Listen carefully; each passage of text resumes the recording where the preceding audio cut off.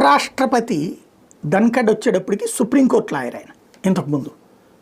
అప్పుడు న్యాయమూర్తులు ఎదురుగుండా ఏది బతిన్లాడేటట్టుగానే ఉంటుంది ఎప్పుడైనా సరే. దాంట్లో మనం అడిగేటటువంటిది వినమ్రతతో కూడినటువంటి విజ్ఞాపనే తప్పించి అక్కడ న్యాయమూర్తులకి ధిక్కరిస్తే లాయర్గా ఉద్యోగం కోల్పోతారు, లేకపోతే అసలు కేసులో తీర్పు కోల్పోతారు.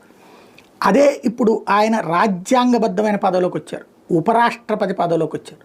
దాన్ని బేస్ చేసుకుని ఇప్పుడు న్యాయస్థానాలకి లేకపోతే న్యాయమూర్తులకు అనేకసార్లు క్లాసులు బీకేస్తున్నారు. తాజాగా రాజ్యాంగాన్ని మార్చే అధికారం న్యాయ వ్యవస్థకి లేదు అంటూ వ్యాఖ్యానించారు.